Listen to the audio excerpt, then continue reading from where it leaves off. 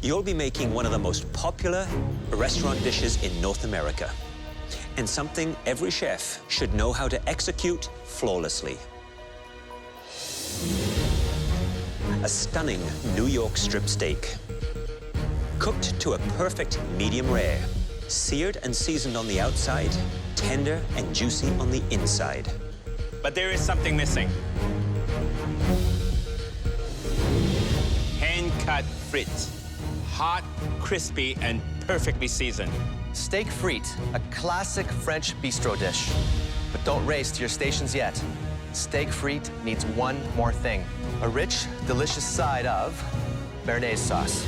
The perfect accompaniment to steak. This is one of the most difficult dishes to actually master because there's absolutely no room for error. You've got to cut perfect fries. They have to be the exact size. The judges are going to look at each individual fry to make sure they're all precise. I noticed Kayla is cutting her potatoes almost with a laser precision. You should have every single potato cut the same size to get even perfect cooking. You do the first frying at a low temperature. Finally, you finish with deep frying at a higher temperature. It's actually one of the most difficult components in that dish. Kayla, which component are you most worried about right now? The frites. Why is that? Because I've never made frites before. They're blanched and they're ready to get put in. You sure they're cooked enough? Yes, chef, they will be. They'll be perfect for you guys. Why are you making your béarnaise off the heat? I'm actually off on, so I don't scramble the eggs. What happens if you scramble this? I'm screwed. Good luck. Thank you, chef. I'm basting the steak with butter, and all I'm thinking is do not freaking overbaste this steak. 5 minutes remaining. Get those fries in the basket, guys.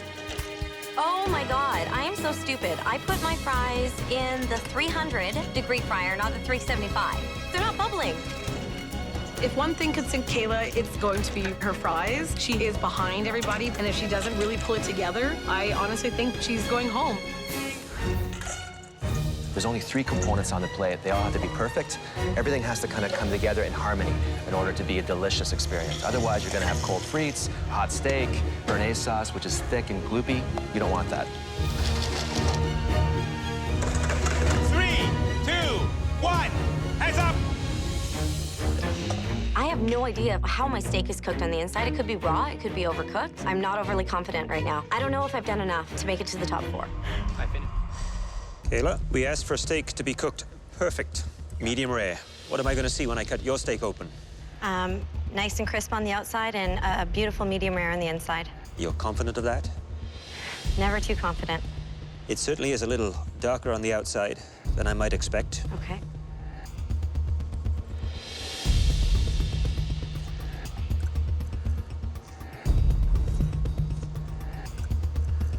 That is a nicely cooked medium rare steak. Yes. Seared quite nicely. It's a little dark in some areas, which would lead me to believe maybe the pan was a little too hot. Yes, chef. But the cook is perfect medium rare. The difference of color from the searing from the outside edge to a richer, deeper pink as it moves to the center. Beautiful. Thank you, chef.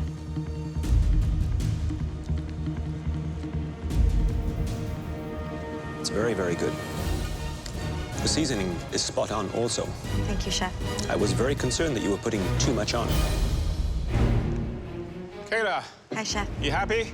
I'm very happy with my steak and my béarnaise. These French fries, try one.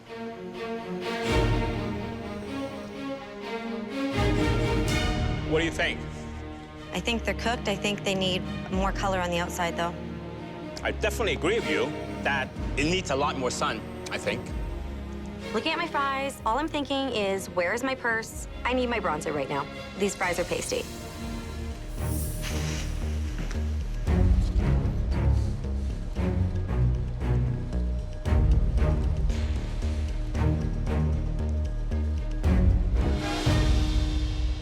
I would pay for that. Thank you It's so much. delicious. It's well balanced, great acidity. How did you master a béarnaise in 1 hour? You made it before? Third time's a charm. This is my third time, but I eat a lot of it, so I know what it's supposed to taste like. It took me hundreds of times to master the basic, humble hollandaise sauce, which is the mother of this sauce. and you've done that 3 times. Thank you, Chef. Had you nailed the fries, you'd probably have one of the best steak frites with béarnaise that I've ever had.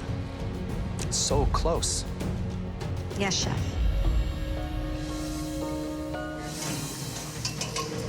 So I'm making char siu tong ho, which is pretty much barbecue pork and soup noodles. Ooh. And then I'm gonna make a pork broth with some spinach. Hi, Rick. Hi, Chef. Now, this is a typical Chinese kitchen. And then I see, pressure cookers not use a lot of Chinese cuisine. What's in the broth? My grandpa always does pork and spinach broth. Well, I never had pork and spinach broth, so that's a very unusual combination for Chinese broth. He always does it, and I love it. Make sure you have my chopsticks ready, okay? Thank you. Eric. This is absolutely the dish that I'm most proud of. It represents my background, shows my skill, and it honors my grandpa fantastically. Eric, what's the inspiration? This is a classic dish my grandpa always made for me, and he's mostly my inspiration. It's char siu tong mian, which is Chinese barbecue pork soup noodles. Grandpa taught you well. You did all this from scratch in 1 hour. Yeah.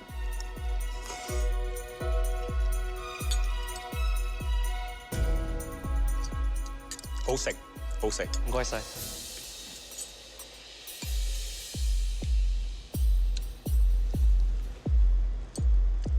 It's the kind of broth that my mother would say would warm the cockles of your heart. This you learned from your grandfather, you say? Yeah. Barbecue pork recipe's his. When you see your grandfather next, I'd like you to tell him that he should be very, very proud of his grandson. Thank you so much, Chef. Well done. Thank you, Chef.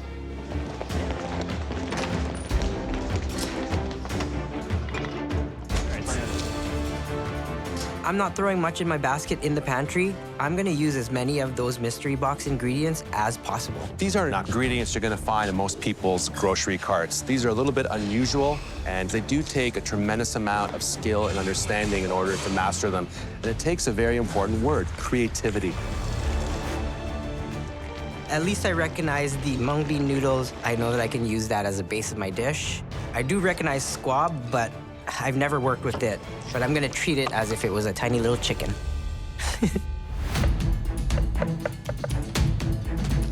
Squab, I think, is particularly challenging to work with because it is such a lean protein. Unlike chicken, it has a very strong flavor, so it could be overpowering. You have to know how it behaves. You have to create that perfect balance. I don't wanna go salmon. I feel like that's too easy. I wanna use something that I've never worked before. I'm here to push myself. I'm back to win.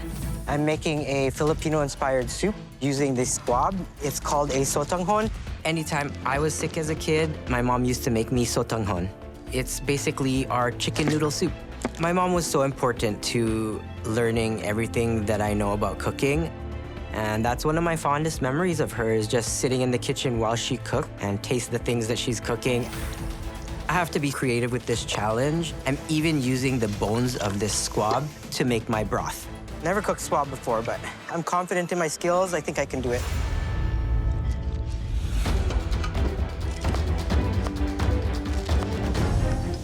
Not many people do soups in this kitchen because it's so hard to impart flavor into a broth in 60 minutes, but I'm going for it. The Filipino Holy Trinity is ginger, garlic, and onion. I'm gonna get those aromatics in there with these squab bones and get that pressure cooking. Okay, cool. Stop! Stop! Stop the cook! And the judges are about to push their limits even further. There's a twist! None of the challenges are gonna be easy or straightforward. There's gonna be a twist. Oh my God, I can't have another mystery box within a mystery box. Come on up here and grab a box. This is insane. We have so many other ingredients. I don't know what they're gonna throw at us. Open your boxes now! Okay. Yes! What is this? We have 4 more ingredients for you. Okay. Your choices are Callus Caviar, a sustainable cod roast spread. Sinap Grove, organic whole grain mustard. Chocolate Mork, sustainable dark chocolate. Silt Lingon, organic lingonberry preserves. You must incorporate at least one of them into your dish. You can get back to cooking now!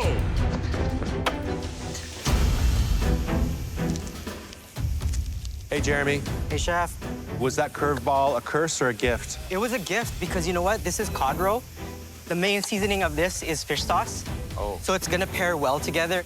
I'm excited about this secret ingredient because it's gonna actually add another depth of flavor to my broth. Once my broth is done pressure cooking, I know that the seasoning is still gonna need to be adjusted. So this is a good way to add another layer of umami. All right, carry on. Thank you, chef. I'm looking at my squab. I cut into it. Perfect. It's so important to cook with your heart in this competition, and my heart went into this. I hope the judges see that. So I made a play on a Filipino classic. It's called sotanghon. Traditionally, it's made with chicken, and today I used the squab. I also used mung bean and a cricket squab skin chicharron on top of the noodles, and also the enoki mushrooms. You really used a lot of those sustainable ingredients. I like the way it looks. The only thing I would have done differently here is I would have sliced the squab and placed it on top of the noodles, because right now it's drowning in a hot stock, and you can see that it's overcooking. Yeah.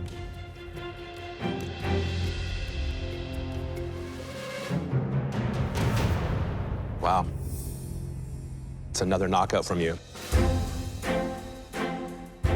I love the fact that the squab is only seasoned with salt because it allows the other flavors to really shine. The noodles perfectly cooked, the broth, so many layers in it. Delicious. Thank you.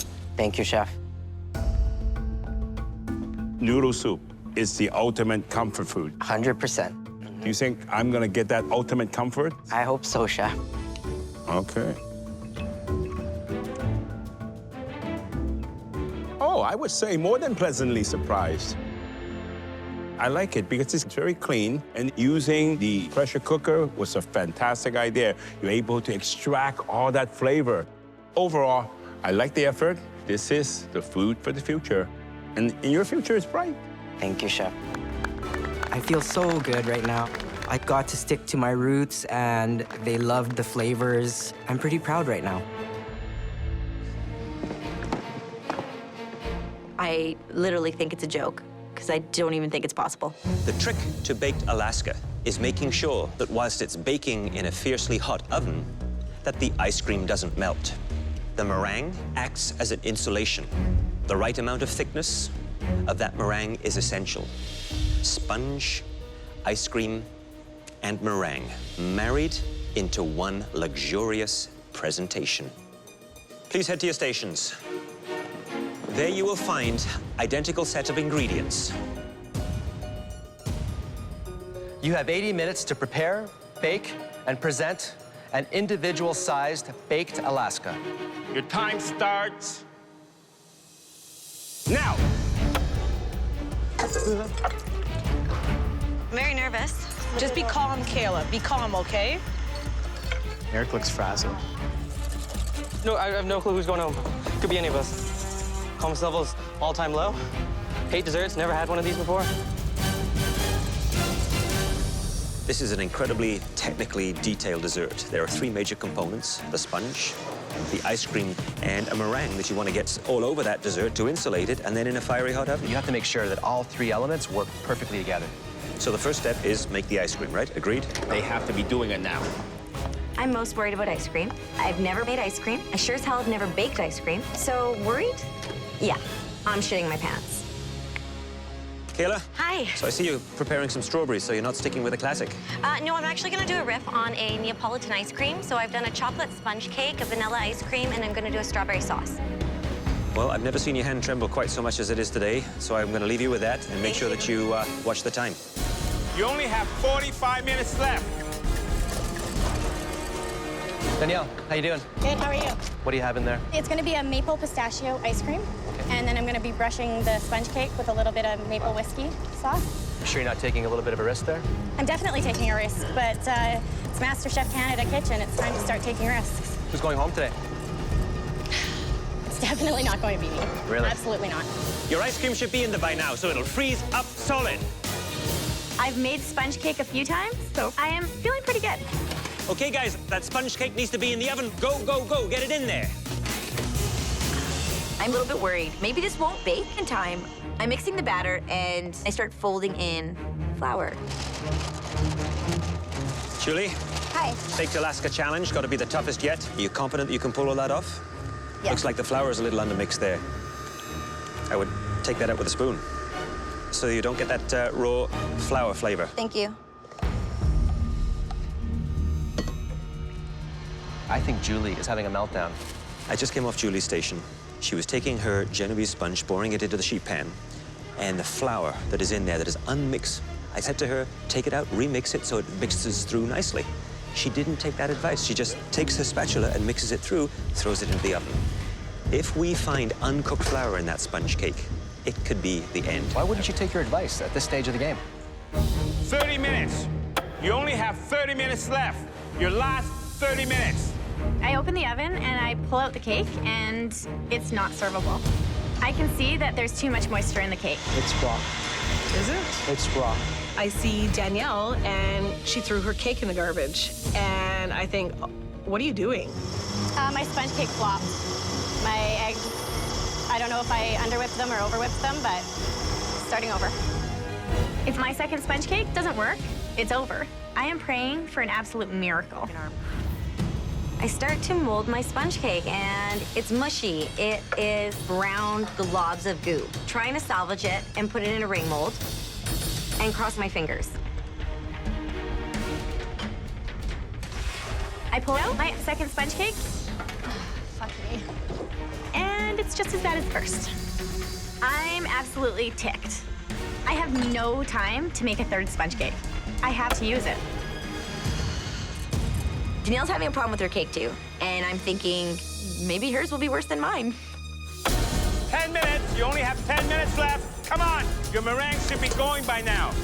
On the meringue, not the easiest of things to make. Separating those egg yolks from the white, making sure there's no contamination, because if you get a bit of that egg yolk into it, it is not going to become light and fluffy. Adding the right amount of sugar and then beating it so it is nice and stiff and easy to work with. That's the key. It has to be stiff so that it creates an insulation around that ice cream. It's time to put my meringue on my cake, so I start throwing it on. It looked like abstract art. I'm pretty good at culinary engineering. When it comes to constructing things, you pretty much have to slop a bunch of meringue on and just even it out, smooth it out, and take a spoon and start dolloping to get those nice peaks. You have 5 minutes. Start baking your Alaska. When I put it in the oven, I'm actually a little bit proud that I've actually pulled this off. My ice cream is solid, and my meringue is perfect. I put my baked Alaska in the oven. I feel like I have a little bit of hope. Everyone's doing awesome, but Kayla is behind everybody. A little bit worried about Kayla right now. She's got to get her baked Alaska in the oven. 2 minutes. 2 minutes left. Kayla's got the torch going. That's probably a smart idea. If you don't have enough time, just fucking sear it. That's what I would do. Yeah, so my meringue isn't crisping up as much as I would like it to, so I'm just gonna blowtorch the top of it really quickly. Don't know what it will do to the meringue, but it looks pretty. Nice. Very smart, Kayla. 10, 9, 8, 7, 6, 5, 4, 3, 2, 1. Heads up. Great job. Great job, guys. Great job. Great job. Time is up, and I'm definitely worried. My baked Alaska looked like an igloo, but a really ugly igloo. Please bring your baked Alaskas up to the front to be tasted. Compared to the beginning, I definitely thought I was going home. Taking out my baked Alaska, I think I have a pretty good chance of winning this. I know inside this meringue, my ice cream is soft. Right now, I'm not hoping to be the best. I'm hoping somebody screwed up more than I did. Now the judges will taste each baked Alaska and decide which cooks stay and which cooks will leave the MasterChef Canada kitchen once and for all.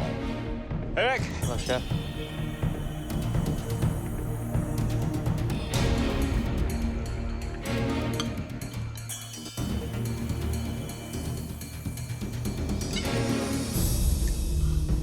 I tell ya, cuts beautifully. Sponge, nice and fluffy. Meringue, nicely crisp.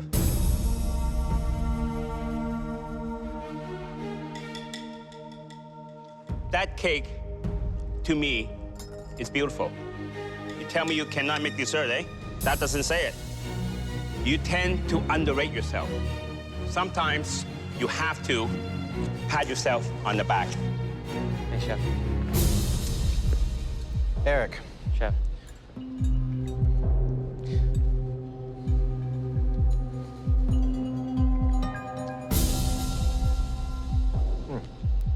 It is very good. Thank you, Chef.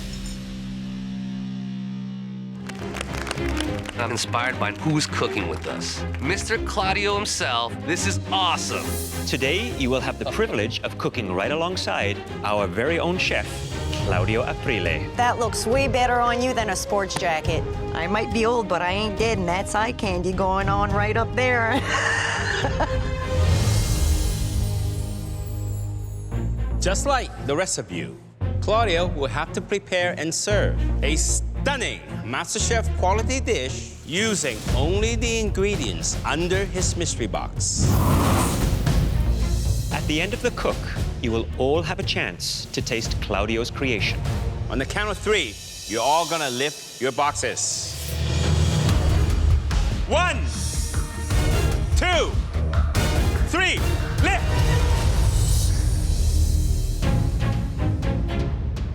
In front of you, you have a beautiful 4-bone rack of lamb, pear, pearl onions, goat cheese, sweet potatoes, pistachios, couscous, Dijon mustard, and a bottle of Merlot. Home cooks and chef, you now have 60 minutes to create one amazing restaurant-quality dish. The home cook that prepares the best dish will be invited into the pantry, where they will receive a huge advantage that could alter the course of this competition. Are you ready? Yes, chef. Your time starts! Wait! Wait. Claudio is a world-renowned chef. So who thinks we should make this mystery box a little bit more challenging for him? You have a lot of friends back there, Claudio. See if we can make things a little bit more interesting. I'm going to take the goat cheese for one. Oh, wow. I'm not going to be too cruel to you, Claudio. I'm going to leave you half the pear. Let the games begin. Your time starts now!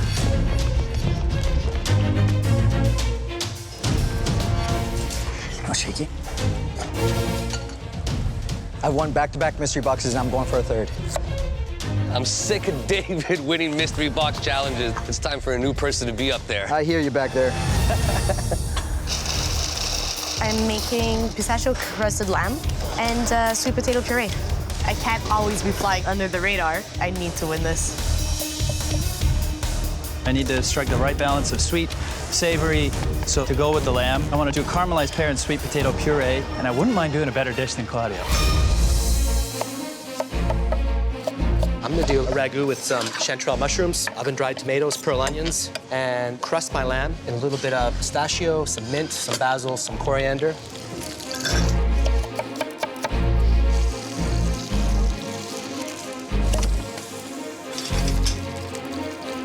Chef Claudio is a super impressive chef. Chef Claudio is here. It's like, I really got to bring my A game. I plan on cooking at the lamb chop, and then I plan on having a poached pear with some goat cheese. Keep it very kind of Mediterranean style. The pitfall with lamb is how long it takes to cook. You've got to sear it off in a pan, finish it off in the oven because it's a fairly thick piece of meat. Hello, Chef Michael. How are you? You look beautiful as always. Thank you kindly. What dish are you creating for us with a lamb? I'm gonna do a pistachio-encrusted rack of lamb. Oh, I see you've got your lamb rack already crusted, but the lamb is raw. Yeah. Any concerns that might burn in the oven when you roast it? I'm gonna put it on the bottom rack at around 350 and let it ride. Well, you're gonna have to keep a very close eye on that, huh, in the oven? Thank you, Chef.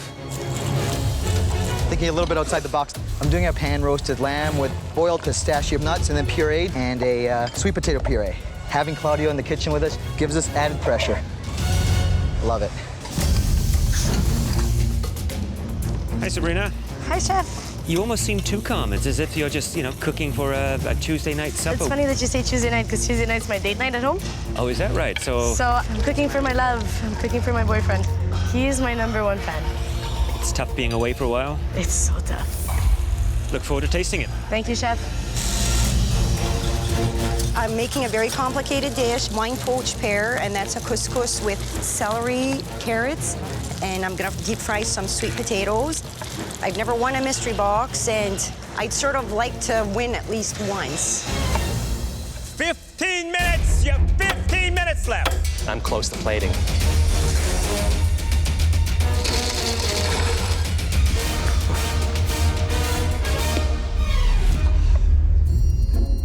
Oh, come on, show off. What's he doing? I think that this challenge is just too easy for Claudio. How's everyone doing? Michael put a pistachio crust on his lamb, just like you've done, but he didn't sear off his lamb at all. Wow. I like the idea of cutting the lamb. I think it's smart of Jennifer to attempt this. David is not doing a crust with pistachio. He's actually making a puree, which, if he pulled off, would be amazing. 5 minutes! You have 5 minutes left! I have to attend to my lamb, guys. Important thing now is timing. I just gotta wait. Claudia was very wise to cook the lamb first because I see everyone here is probably a little bit worried about the doneness of lamb. Between medium and medium rare is the absolute sweet point when serving lamb. Holy shit. My lamb's underdone, and I have like 4 minutes left, not even. Why is it not cutting? Oh, shit. Well, look at Michael's lamb. Raw. What the fuck? I had to be an idiot and encrust the lamb first. My heart is racing. My mind is racing. This is not good. 1 minute! You have 1 minute left! I'm gonna change this plate. I want it to look tighter and cleaner. Looks good. 10, 9, 8, 7, 6, 5, 4, 3, 2, 1. Hands up!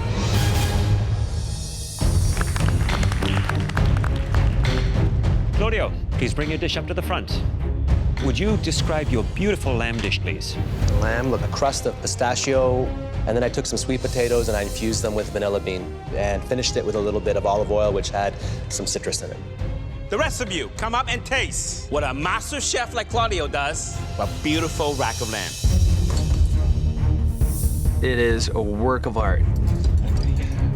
Chef Claudio's plate is delicious. It's mouth-watering. Very citrusy, and it's not a familiar flavor with lamb. It went so well together. It's gorgeous. So this needs to be the standard you all work towards when you plate anything. Please go back to your stations. Sabrina.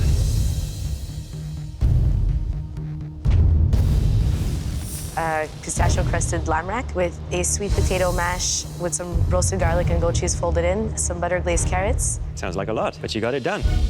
And the presentation is really quite nice. Very clean. You show off the lamb. You've got wonderful contrasting colors. Very nice cook on it.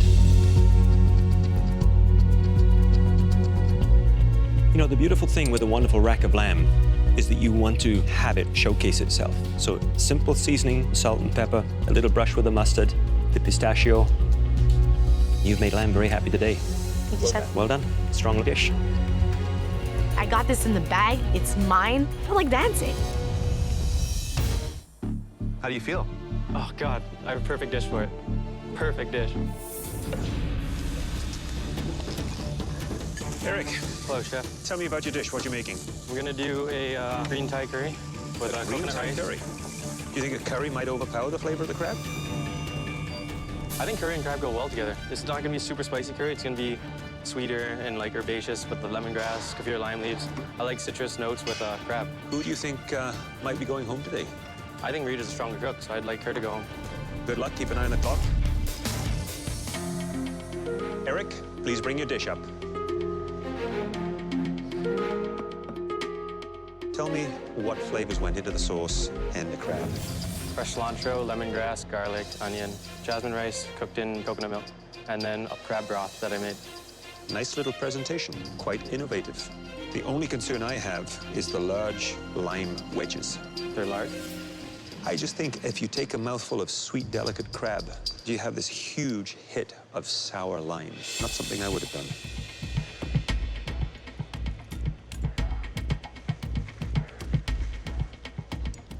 The flavors of that sauce are very good. There is a subtle heat, the richness of the coconut milk. It's all there. It's nicely balanced. However, that lime troubles me. Top 3. It's an incredible achievement for everyone here. And you are only, what, 21 years old? Yes, Chef. It's incredible. Is this dish going to be incredible, though? I personally think it's the best dish I've put up so far. So it's a Thai dish. Is it authentic Thai or is it Eric Thai? Eric Thai. Tell me about the rice. It's just jasmine rice cooked in coconut milk.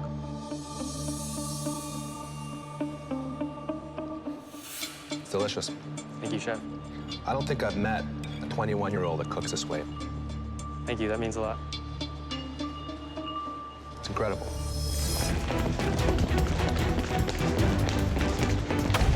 Oh my goodness, this is phenomenal. So many amazing ingredients, seriously. I wish I could have this pantry all the time. What else? I'm trying to find something that can replicate pork in the pantry. Texture is key when it comes to cooking plant-based foods. I do see this thing called textured vegetable protein. I've heard of it before, and I know it acts as meat after you rehydrate it. So I'm gonna go for it and take a risk and try this without having used it before. I need some basil too. The talent in this kitchen is so fierce. You just gotta cook your heart out. I get so heavy. I am very excited about this challenge. Plant-based cooking has come such a long way that there's really no compromise when it comes to creating great comfort food dishes using those plant-based elements. What would you make? I would probably go for sweet potatoes, slice them super thin, almost making a cannelloni, some kind of a plant-based cheese filling, and bake the whole thing in the oven. For me, my ultimate comfort food's always been congee, or rice porridge. On top, I can layer with all kinds of vegetables, which I will grill in that self brick. But really, it's fascinating to see how much further we can go when it comes to vegetable-based ingredients. All it takes is a great imagination. Cooking Filipino food brings back memories of my mother. I lost her to cancer in 2008. So cooking the food that she used to make makes me feel good inside. Today, I'm making a vegan noodle-wrapped lumpia with a sweet and sour carrot sauce and roasted vegetables. Lumpia is actually pork and carrot spring roll. It's the Filipino version of a spring roll. I have my lumpia. I'm using texturized vegetable protein to act as the ground pork. Then I'm gonna fry it. Traditionally, lumpia is wrapped in a spring roll wrapper. I can't use spring roll wrappers because it has eggs, so I'm gonna use rice noodles. I feel like the creativity of wrapping it in a noodle is gonna show the judges just how creative I can be. Rolling with noodles is a very technical skill. As I'm trying to roll my lumpia, come on, this vegetable protein is falling apart. If I don't get this done, I have a chance of going home. Hardest part of what I'm doing today is wrapping this lumpia because the texture is not as sticky as ground pork. So I'm adding a little bit of cornstarch to the filling just so that it will thicken up a bit and act as a binder. That cornstarch she's putting in. It looks like cornstarch. Yes, which is a good idea. Yeah, it's an easy fix. And then I use my sushi mat to roll it. Come on. And it works perfectly. Woo! Yeah, baby. I'm rushing on my plating, but I'm also trying to stay calm so that the plate doesn't look messy. Now it's time to see if they taste as good as they look. Jeremy, please bring your plant-based comfort dish to the front. I'm feeling good about my dish. I cooked my heart out today. Every memory and emotion was on that plate. Hello, Jeremy. Hey, Chef. Plant-based comfort food was the brief. What did you make? Comfort food, it always brings me back to the memory of my mother and back to the food that she made. Traditionally, lumpia is ground pork. I tried to emulate that with a textured vegetable protein, burnt pumpkin seed ash, chanterelle mushrooms, radish, and a spicy carrot sweet and sour sauce. Well, Jeremy, I am once again delighted to see the level of which you are plating your food. It seems to be getting better and better and better. Thank you, Chef. The comfort feel is right there. It is rich, it is flavorful. It's the kind of food that I think would become a staple. As they were being cooked, you'd be picking one off the plate at home because you just couldn't resist it. Thank you, Chef. Jeremy, done traveling Southeast Asia. You must have ate twice my weight in lumpia. Why did you use the rice noodle? It's just a cool little vessel once it's fried. Well, let's see how this goes. You have all kinds of range here. The rice noodle, I like it because it looks a lot more elevated. The filling, tasty. Sauce, you got refined carrots, and I can taste that carrot coming together. You have it all. Thank you so much, Chef. Please go back to you. Thank you so much. Good job, Jeremy.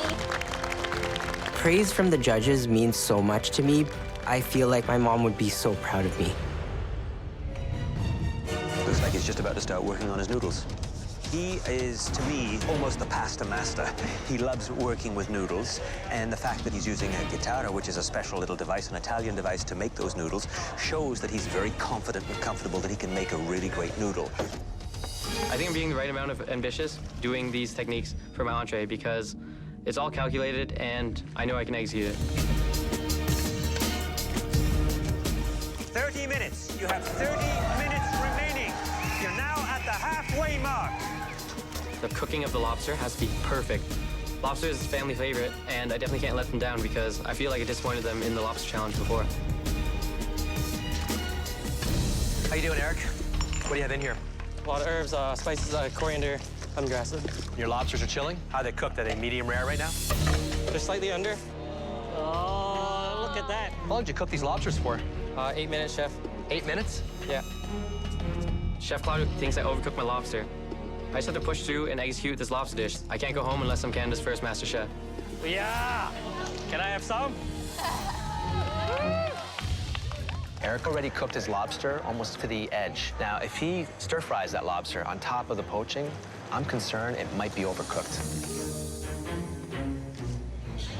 Marita is definitely playing it safe, doing what she knows really well, which might be a very smart move, but only time will tell. 1 minute! Your final minute! Come on, get him on the plate, plate him up, let's go, let's go, let's go! I'm happy to get a real walk and just cook some Asian food. I'm back in my element stir-frying these noodles. 30 seconds! Woo! Come on, Marita! Yes! Beautiful! 10, 9, 8, 7, 6, 5, 4, 3, 2, 1. The lobster has to be perfect because I overcooked it last time. If I overcook it again, then what kind of redemption is that? Eric, please bring up your entree. It's homemade egg noodles with lobster sauce, aromatics, spices, and then lime segments.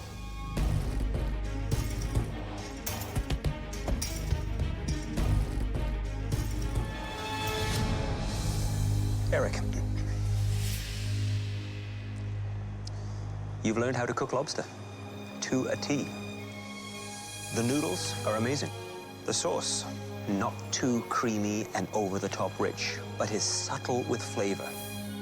It's a fine dish that I'd serve in a fine restaurant. Certainly one of mine. Thank you. It's impressive. Eric, by using the guitarra, you have the perfect, what we call the Shanghainese noodles. You know, you got that nice, smoky, burnt flavor. Here is when you're mixing East and the West together, and you do it right. Very, very smart. Thank you, Chef. If you look back at the cook that you were when you first entered this competition, and you compare that person, that skill level, to where you are now, it's night and day. Thank you so much, Chef. Whatever the outcome is today, You need to cook.